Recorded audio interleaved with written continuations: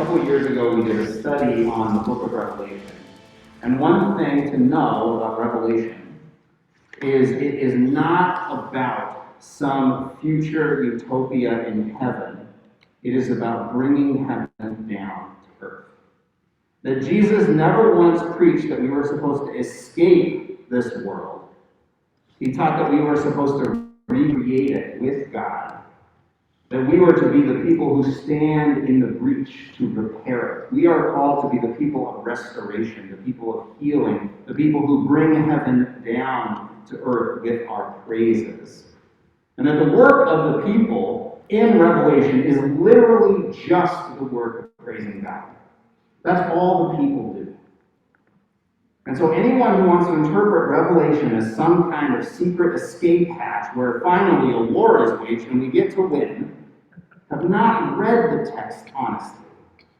Because the only thing that humans are called to do in the entire book of Revelation is to acknowledge God, not as the Lion of Judah that comes to destroy the evil in the world, whatever we happen to think that is, but to acknowledge the Lamb of God that comes to redeem the world and reconnect people one to the other. So given all of that, you've got Jesus telling his disciples, I'm out of here. But, be peaceful, right? It's all good. And you know how they're feeling.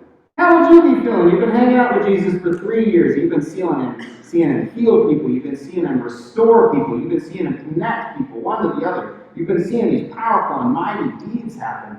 And you're getting excited, right? Because maybe this is the end of all the tumult and the violence and the fear. Maybe finally everything's going to be okay.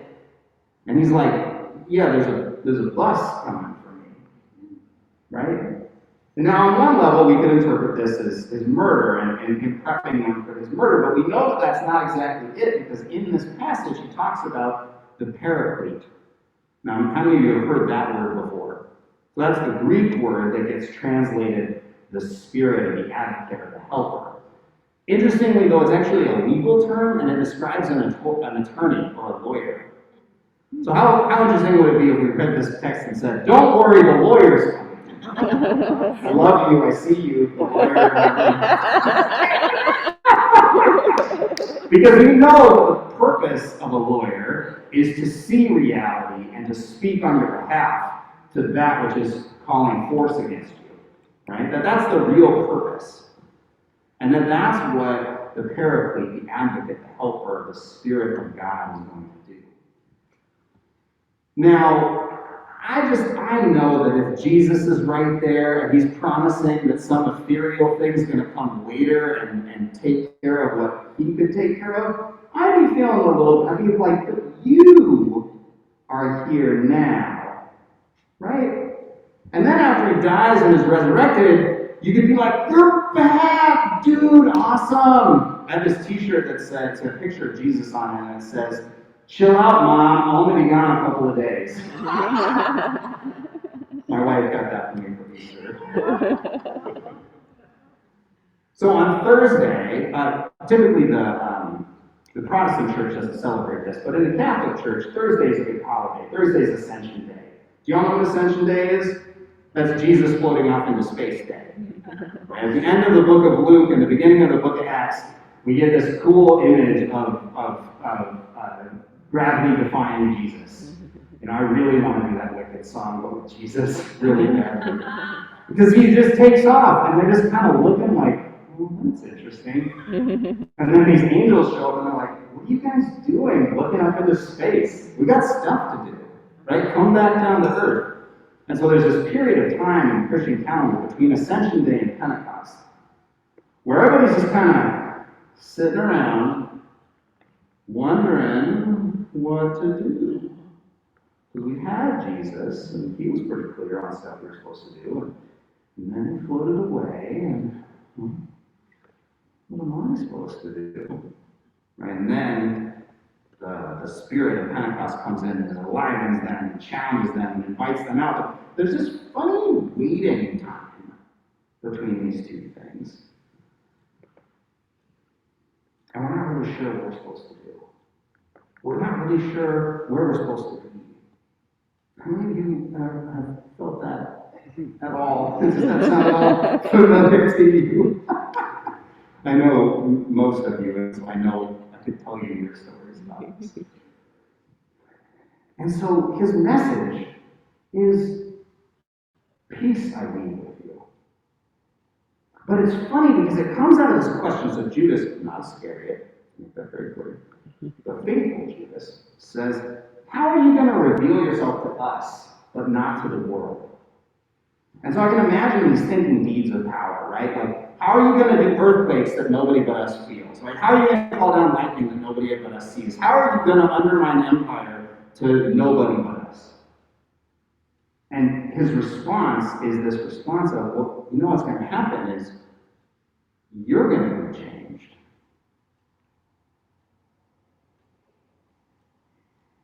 But can the world be changed too, please? Right? Like, how many things are on your list of, can the world be different, please? How many places are you still, do you have like an itemized list of, if this was different, things would be better? If people didn't do this, and really didn't do that, and if they could avoid doing this most of the time, or at least in front of me, like, everything would be better. Right? And we live our lives with this, like, if only the world was different, then X, then I'd be okay, then things would be better, then I would be happy, then, there'd be justice, da-da-da. We have this whole list of things. And so oftentimes we really aren't encountering the world as it is. We're encountering this imagined future where things get taken care of, but we didn't really have anything to do with it.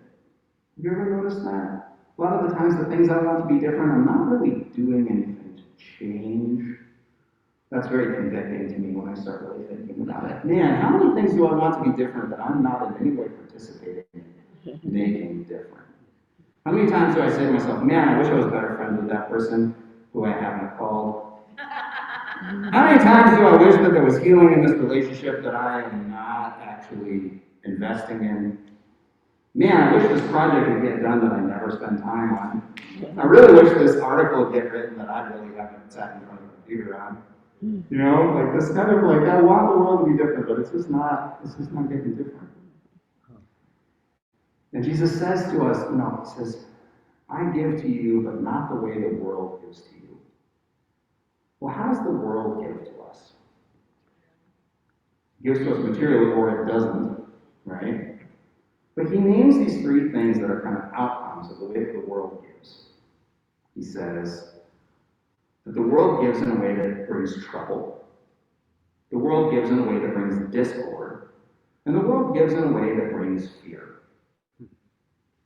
Trouble, discord, and fear. And what are those things really good at? Making us react. Making us react. If you're afraid, what better way to manipulate you to do stuff that you didn't really think about?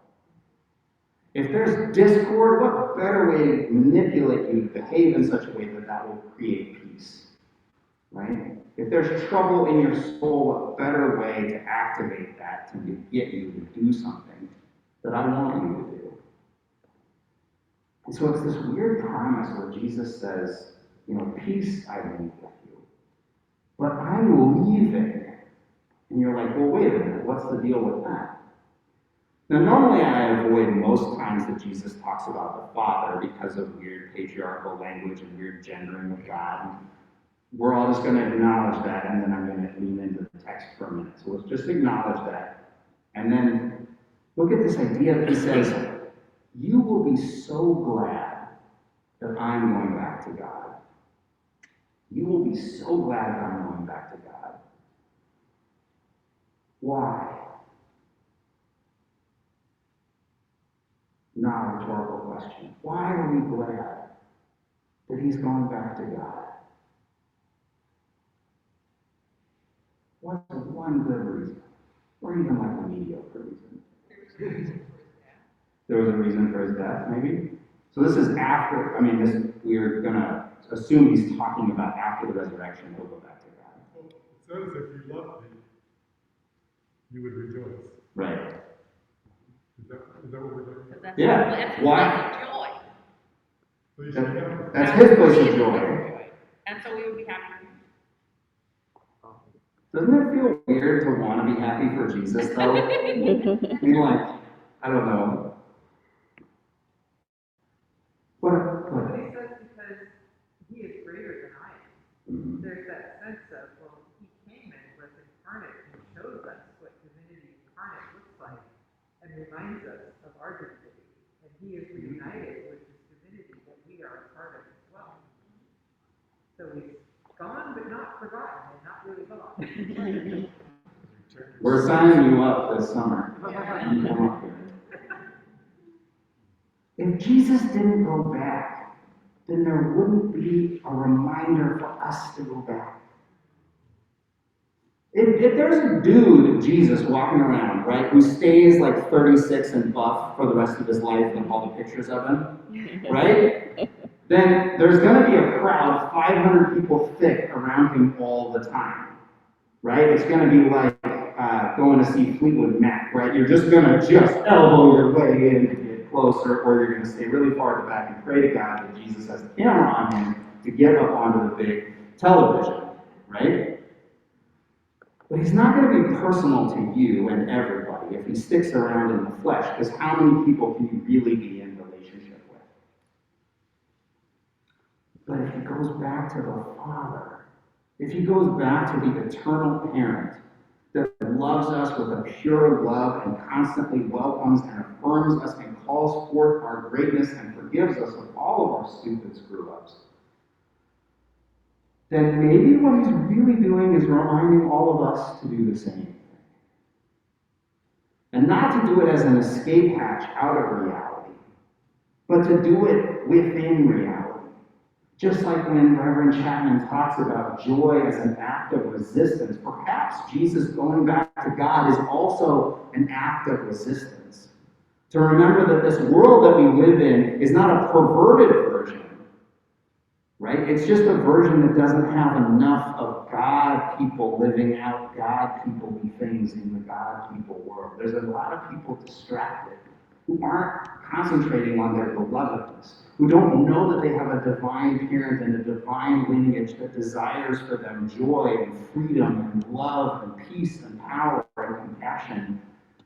They're caught up in all of the ways that the world teaches, which is invites you into trouble and discord and fear.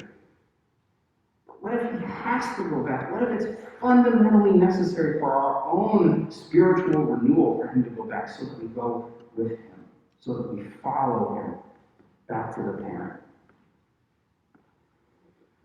Yeah. I just have a little bit of a different idea to throw it out there. I feel like Jesus really went through the ringer, you know. He had to suffer greatly, this martyr death on the cross, whatever. So I see him just wanting to be a family and hanging out with his old man and healing, you know, and rejuvenating because, I mean, you know, the world didn't treat him kindly. So that's what I see him doing. Sure. Be family. Sure. And the only nuance I would add to that is it's not an escape. I think sometimes, right, I think sometimes we can have this language of going back and going home being like an escape from our reality. But the thing I remember about Jesus is he was making family everywhere he went.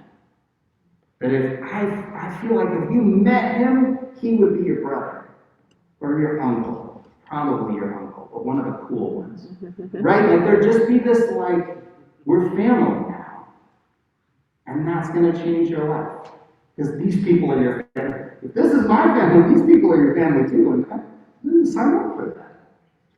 Another idea would be that he would leave so that we would realize that we as a community need to be the ones to go out there and do the work that he started. Sure, to continue that, make sure it's actually a legacy. Sure. Andrew, it struck me when we were first reading it that he was going back to the Father to tell the Father what life was really like down here on earth.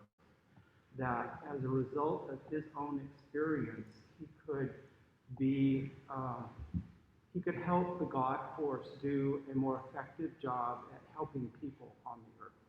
Sure, sure. And that our understanding of God is transformed by knowing that He is with God. And intercessor of sorts. Yeah, sure, sure.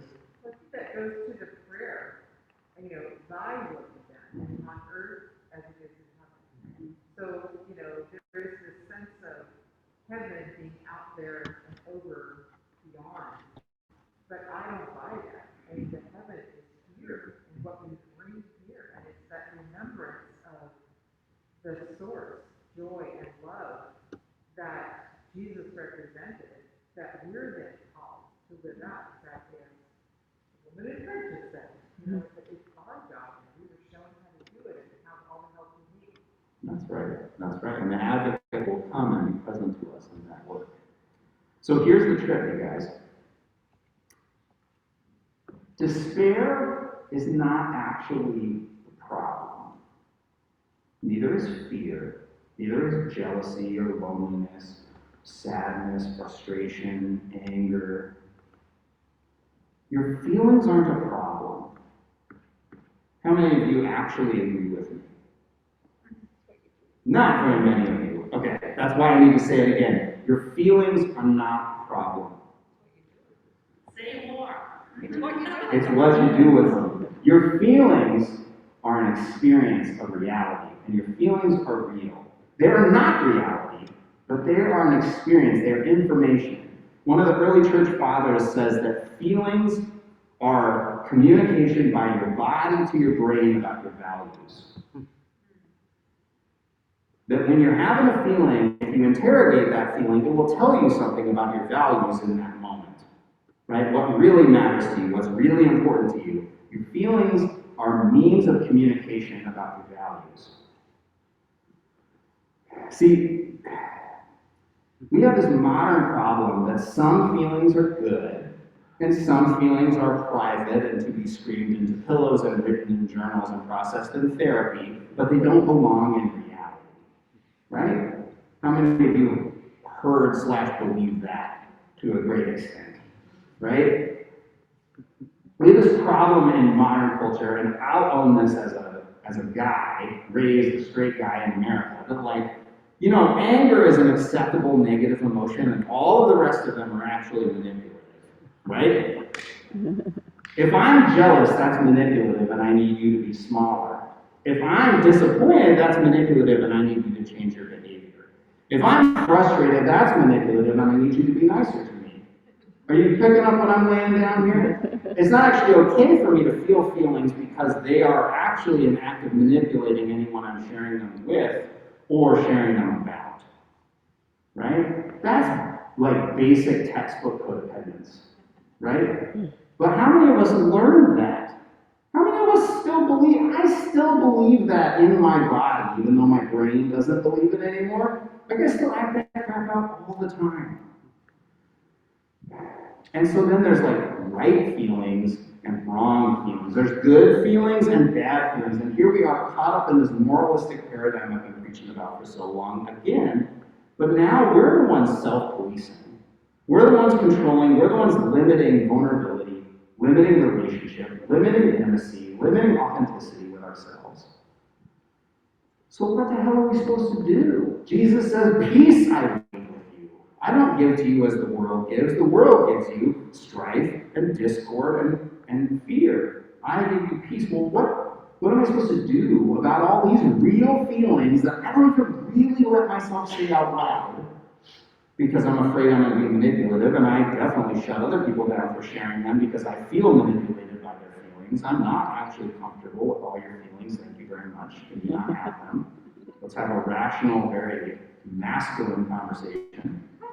Right? Just be quiet. Right? What am I supposed to do when I start actually feeling my feelings? Other than lose my mind, right? How do we not just feel our feelings and feel caught up in them, overwhelmed by them? It's like waves on the beach, right? Like you're like, yeah, I can swim in this, and then all of a sudden, ka-choosh, ka-choosh, the boat goes by and everything's crazy, and that crab, oh my God, you watch that crab just get sucked underneath the sand, and you're like, that's me. I can't feel this, it'll destroy me.